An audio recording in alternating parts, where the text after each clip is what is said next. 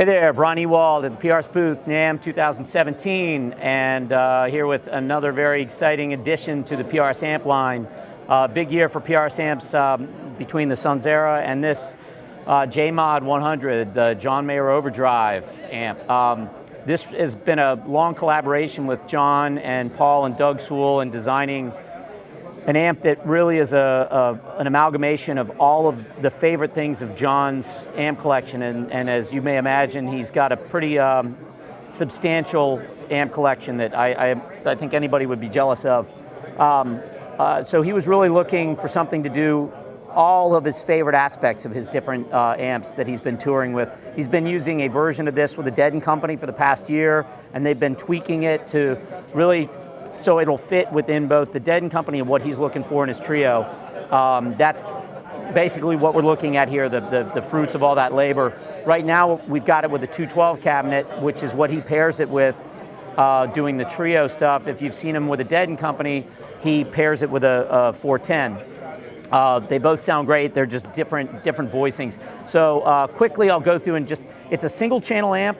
It is 100 watts. However, it is actually a very manageable 100 watts. There's a lot of headroom on it, but I had a chance to road test this for a month, and I've used it on quite a few different gigs, and a couple of them were stage volume issues, and I didn't really think I'd be able to open it as much as I did, but without it being overwhelming, even in a small room, it just sounds bigger than life.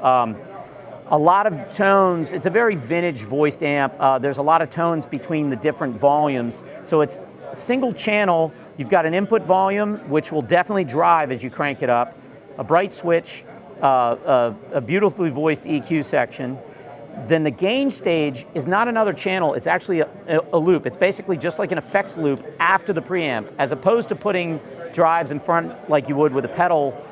Even though this amp sounds ridiculously good as a pedal platform, I used it about halfway with the drive channel and with probably over a dozen different pedals as drives, and it took everyone beautifully.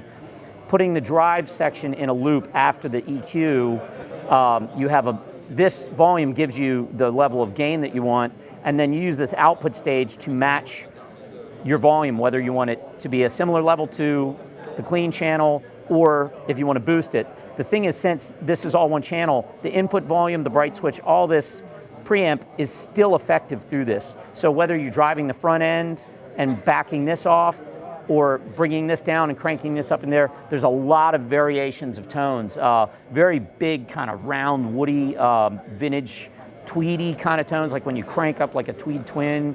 The clean sound, you can get this beautiful, thick, even with single coils up on the high register. Like I'll play a little bit of the clean here.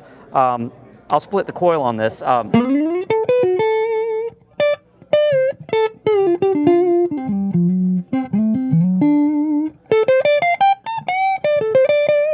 here is humbucker.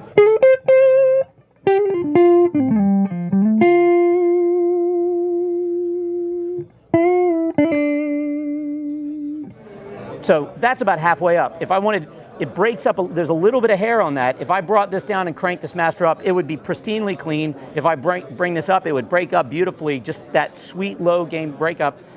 But I don't know how well this translates over the internet, but playing this thing, the clean channel reacts as if there's gain or compression without it being squashed. If you're familiar with John's tones and the amps that he's used to get that, it gets it in spades. It gets that. Even with single coils, the notes up high just sound bigger than life.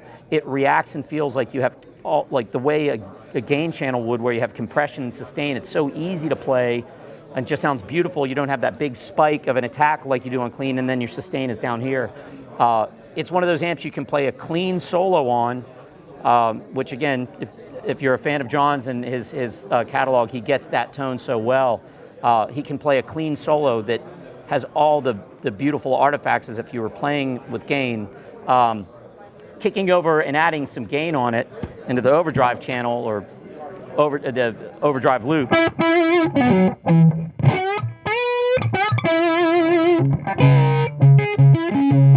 Big round woody voice. real milky and creamy, but kick the bright switch on. push the presence up.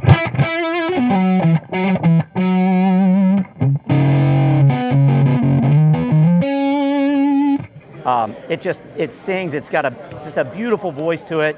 I've had a chance to play a lot of amps in my day, and this is by far up there with my favorite amp to play. It's a joy to play. Master output section, presence, and a master volume control. Again, it's not overwhelmingly loud for a 100-watt amp. 4 6L6s. There's also a foot switchable loop. You can turn the effects loop on and off from the front via toggle or with a foot switch. John opted not to do a onboard reverb. He likes an outboard that he uses quite a bit. But one thing he loved about the design of this amp was that the effects loop is completely transparent. They would plug things into it, take it out, switch it on and off, and there would be absolutely no change in the volume or tone. Just a beautiful design. Paul's description of this is just a really, really high-end piece of audio gear. It's like driving a Ferrari. It's a blast. So really great to have this in the lineup, and certainly keep an eye out for these, the Mayer J-Mod 100.